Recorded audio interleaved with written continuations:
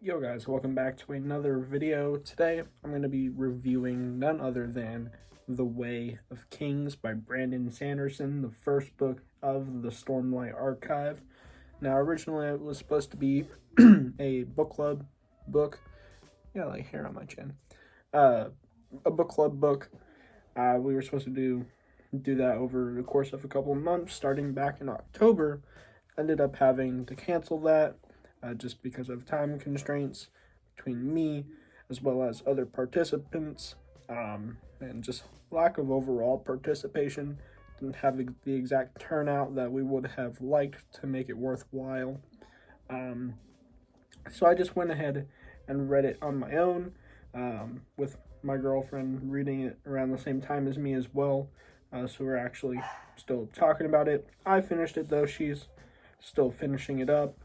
But I did want to review this because this was an incredible book. I was very, very much looking forward to getting around to Stormlight Archive, and I can officially say that it's awesome, and this might be one of my new favorite series moving forward. A lot of people say The Way of Kings is the worst book in the series. I don't know if that's true or not, obviously, but if this is the worst book in the series, then I'm going to absolutely adore this series, this world, these characters, because I give this book a 5 out of 5 stars.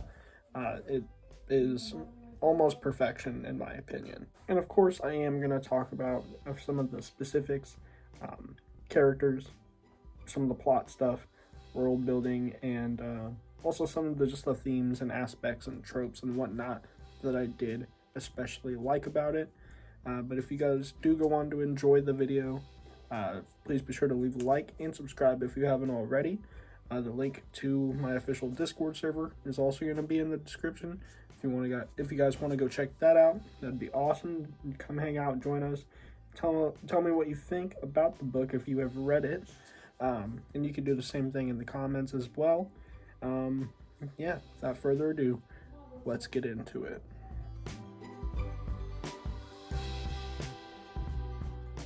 So the first part I'm going to talk about is the characters.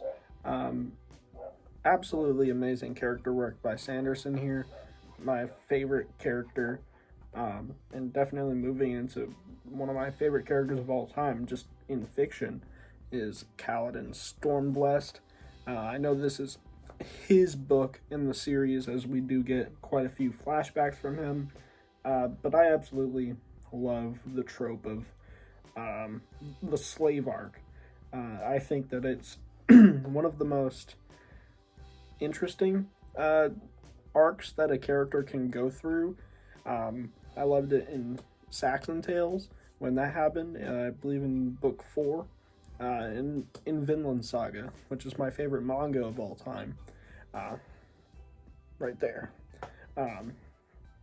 It's awesome. Obviously their situation's terrible, but it definitely changes a person. A lot of character growth comes from that situation, especially when, they weren't born into it. They had a life, and then they were thrown into slavery, and it definitely breaks them down until, it dehumanizes them, but it's about how they overcome that and come out of their bad situation as like a new person, and just the struggles, the heartbreak, everything about that. And especially with Kaladin's situation, I will say, like, the whole book was a little boring at first, but the chasm scene at the very beginning of the book, when it got to the chasm scene, if you guys have read the book, you know what I'm talking about. That's when I was like, that did not just happen. Like, that's crazy. That was the first time in this book where I felt like this is gonna be dope. Yeah, just awesome character arc from Kaladin, and also the themes of leadership and him having to unite the bridgemen. Everything with that, seeing how poorly they're treated and having to work around a system that's against them. and staying alive, and the camaraderie, everything. And we just see the Bridgemen grow together. Everything from Kaladin's point of view, and of course later on in the book, find out he has powers, and all of the stuff relating to that, and the Radiance and all that. Just so cool. Syl is also awesome. Syl is a homie. Just adorable little wind fairy. Except, never mind. For those of you who haven't read it, never mind. But yeah, Kaladin's character, all of his parts were the parts that I looked forward to the most. And seeing his flashbacks and all that with his father and him being a surgeon is pretty cool. I think that that's something we don't see a lot of in fantasy, or just in general, is cool characters who are like medics.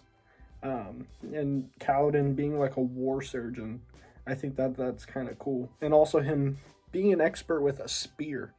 That's also something we don't see often, I feel like, because obviously the sword is like the most overused weapon ever. And just emphasis on another kind of weapon is just really cool. I did enjoy that as well.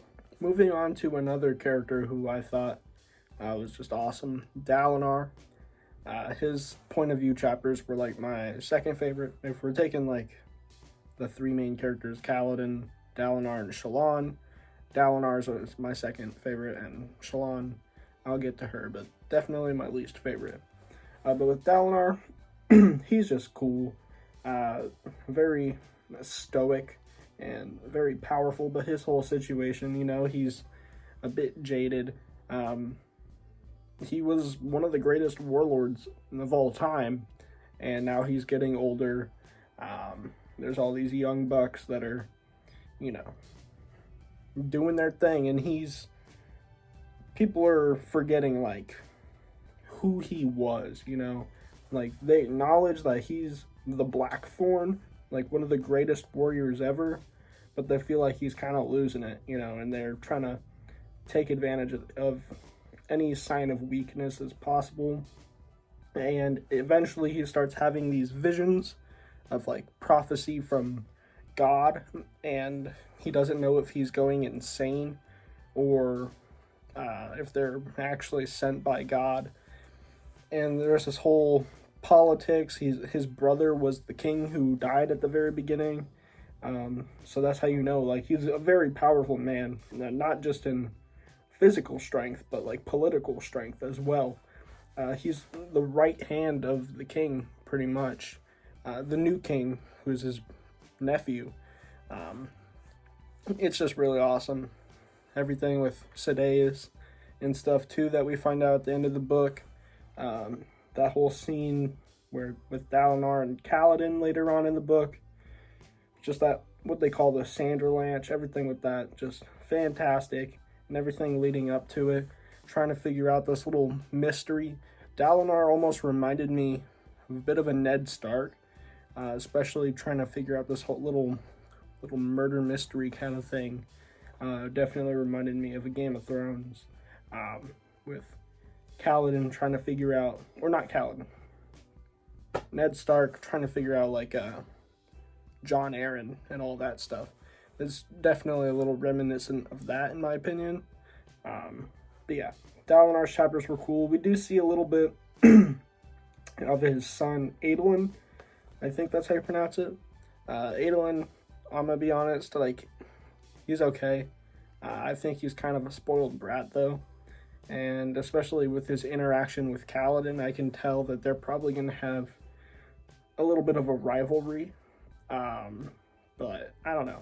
Adolin's vibes are a little off for me. Didn't really care about him too much just because he did seem like kind of a brat. But yeah, like I've been saying this whole time, Dalinar's parts of those chapters were fantastic. And Shallan, I almost forgot her name, wasn't that interesting to me up until like the halfway point in the book. Even later than that, probably maybe to like 2/3 of the book. She didn't become that interesting. You know, I would like read through her parts, and the whole time I was just kind of wondering when the next Kaladin chapter would be, or the next Dalinar chapter. I'd never really looked forward to her chapters until sort of the end of the book, when her relationship kind of advances with Jasna a bit in her studies, as well as Kabzal, who I thought was pretty interesting, and there was a big plot twist with everything there within the last third of the book, or maybe even less, the last fourth of the book. I'm not sure. Can't exactly remember. But that's really the only part that I found particularly interesting. I think her dialogue with Jasna, I like Jasna a lot. She's actually one of my favorite characters. Just something about her being so, like, very intelligent, but also, like, abrasive and not very socially aware, I feel like. I don't know. Maybe that's just me, but I like Jasna a lot. I just don't really care for her interactions with Shallan all that much. Like, the whole, like, them trying to be super witty and, like, talk circles around each other. It just sounds like they're trying way too hard to be smart. And it's just like, shut up. Just talk like a normal person for, like, 3 seconds, would you? And their whole, like, trying to be super deep with their philosophy and stuff. I guess maybe I'm just a bit of a brute. I don't really care. But that stuff I found to be kind of annoying at times. It was like, I don't know. It didn't come off as very smart. It was very try-hard kind of sounding in their, just banter. I didn't really care for that. So Shallan was kind of annoying. I think her struggle and what we find out about her at the end of the book was cool. I can definitely tell in this next book, she's going to be much more of an interesting character. But throughout the majority of this first book, her whole part was kind of lackluster. I think the exact moment when her character actually started to become interesting is when she was drawing and she starts seeing, like, the weird figures in her drawings and stuff, and she starts hearing voices and all that. That is when her part became intriguing and not just, like, I don't know, kind of lame. But that's when I started actually, like, really paying attention to what her situation had going on, I guess. But yeah, before that point, I read everything, and I didn't skip anything, but I was just kind of reading through it, I wasn't enjoying it a whole lot. So yeah. And lastly, as far as characters, I did talk about the 3 main characters of this first book, but I also want to talk about one more, and that being Szeth, who's like an interlude character, so he's not, like, he has a point of view, but you only get one of his chapters, like, every so often. He's not consistently in the mix, like the other 3. He's kind of like, one of his chapters is thrown in at the end of each part. So yeah, you get like 4 or 5 of his chapters throughout the entirety of the book. So it's not a lot at all. But he is really freaking cool. He's one of my favorite characters in the book, personally. He's just so mysterious and being very skilled in what he does. He's an assassin who uses Stormlight. Obviously, what we come to learn about the Knights Radiant throughout this book, and like their affinity with like Stormlight. We see that stuff kind of with Kaladin, him learning about this stuff, and then we can kind of put 2 and 2 together and figure out that that's also kind of what Szeth does. We see him do it at the very beginning of the book. He's the guy who assassinated the king in that big battle scene at the very beginning of the book. He's just very interesting to follow. I love seeing everything with like the shard blades. Those are some of the coolest aspects of this book in my opinion, are the shard blades and the shard plate, just because of their legendary status. And so we see warriors, like, they pull up with a shard blade, we know that they mean business. And him being, I don't know, just an assassin, like the assassin in white, it's just so cool. Just his master turns out to be like super mysterious and all that, and he's being told to go kill all these kings and all that. Bro, it's just so cool. And yeah, I can't wait to see more of him in the next book, hopefully, considering at the very end of the book he's given a new task that's definitely gonna put him in the mix. Now, for things that I'm hoping for in the next book, really, I just want to see what's happening, like Dalinar, as far as his visions and just him trying to unite all the different Bright Lords or High Lords. I still am not too sure how all that stuff works, because I know that there's like the different levels of Light Eyes, but I don't know if Bright Lord refers to a specific rank, or like High Lord, or all that stuff. I don't know how all that correlates. But all of like the Jarls, pretty much, he has to unite, because of like the Way of Kings and the Almighty or whatever, all that stuff. I can't wait to see how his thing works out. Spoiler alert, I'm just going to say this now, for things that I'm hoping for book 2. So if you guys haven't read the first book by now, you definitely should not watch the rest of this video, probably, because I do want to talk about some spoiler stuff. Starting now, Dalinar's relationship with Navani, I'm gonna be real, I was kind of rooting for that the whole time, and it happened. At first, when Navani was first introduced, I did not think her character was going to go in that direction. I definitely assumed she would be almost like a Cersei kind of character, where she's just kind of manipulating him and, like, I don't know, she's got some ulterior motive. But based on what I've seen in Way of Kings, that doesn't seem the case. Like, she actually seems to genuinely care and, like, be a good person. So, like, I'm all down for it. I think Dalinar deserves that after everything he's been through. And speaking of, I want to know more about Dalinar in his past, because we know at some point in the book they talk about him searching for the old magic, and how he gained a boon, but was given a curse, that sort of thing. And it ties into, like, his wife, whose name he can never remember, and she's sort of been erased from his memory completely. And whenever anybody says her name, it kind of like censors it out in his mind.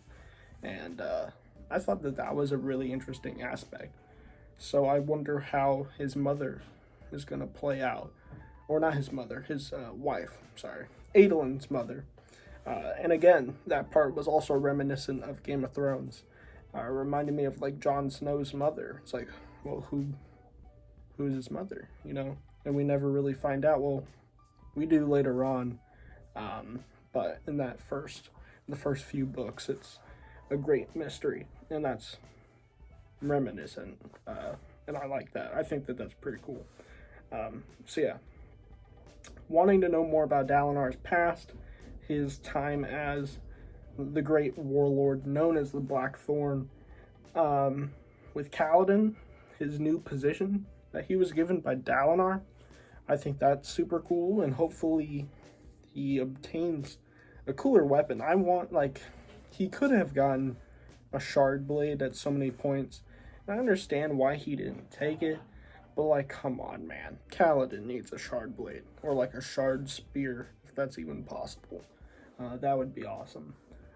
Kaladin needs some sort of power up, and him training, doing a bit of a training arc, figuring out his radiant powers, that's going to be awesome. Again, seeing how Szeth plays into the mix, especially with his mission. And at the end of the book, he's being sent to go kill Dalinar. So that's gonna be crazy. Dalinar might have to fight him or somebody else. I think I've heard there is a battle between Kaladin and Zeth at some point in this book, and that might be the climax of the book. I'm not sure. I don't know how big of a spoiler that was for me. That's just what I've heard. Which I'm looking forward to that, if that is the case. That sounds pretty cool. As for like Shallan, I'm interested in seeing Jasnah being reunited with Dalinar. I wonder how they're gonna, like, we've seen how they interact, kind of, when they're doing the little texting each other with the scrolls or whatever, the pen. We saw how they kind of interact with each other, but them actually being in the same room, I think that'll be pretty cool. Not to mention, when I was talking about Dalinar, how the whole Sidaeus thing is gonna go, because that was wild. So what all is going to happen with Sidaeus and everything, that's also something I'm very interested in. But yeah, Shallan, knowing how she's able to soulcast and all that stuff is mildly interesting. I'm more interested in the past. The thing that was revealed about the Voidbringers and the Parshmen at the very end of the book, that was interesting. I did not see that coming. So I can't wait until we get more information about that as well. I think that's going to be dope. So those are kind of the things I'm looking forward to. And of course, can't forget the very end, the epilogue. We follow Hoid, or Wit, or whatever his name is. I'm pretty sure it's Hoid, because Hoid is the narrator, and Tress and Yumi. We find out that one of the heralds has come back, the one who was dead and in damnation or whatever. And I guess the Oath Pact wasn't fully concluded because he never put his sword there, and so he doesn't know where he's at. And literally, a herald is back. And so the heralds I kind of associate with being basically angels, or like archangels.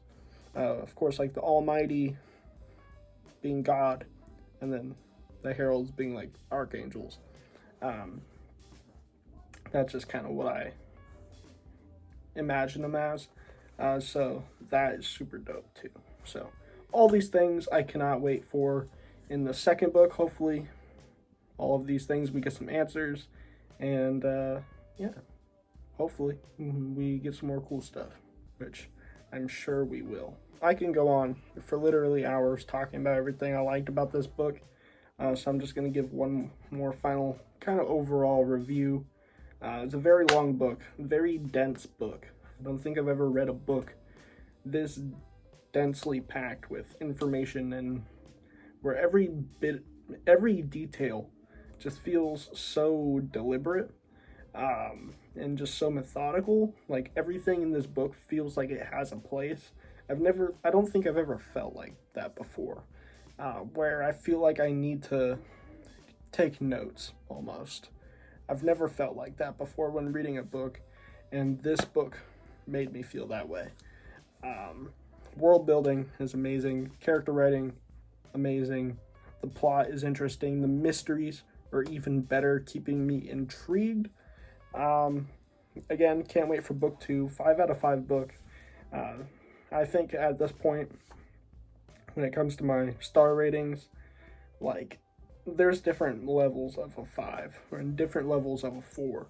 So there are 5s that are better, in my opinion, than other 5s, and this is somewhere in there. It's an amazing book. Yeah, there's not much else I'm wanting to say at the moment. I just loved it. It was awesome. And yeah, that's going to be about it from me today. If you guys did enjoy, please be sure to leave a like and subscribe if you haven't already. And again, let me know what you guys think of the book down in the comments. I'd love to hear you guys' thoughts on The Way of Kings. Yeah, we'll be getting into Words of Radiance probably early next year. I'm reading another book at the moment, and then I'm going to pick up Words of Radiance either in January or February of 24, and hopefully, I don't know, maybe get caught up. My reading plans are a little unsure for next year because it's looking to be pretty busy, so I'm not sure how all that is going to work out, but I'm definitely going to be trying to read some Stormlight next year and get much further. And so yeah, that's going to bring this to a close. Thank you guys so much for watching, and I'll catch you guys in the next one. Peace.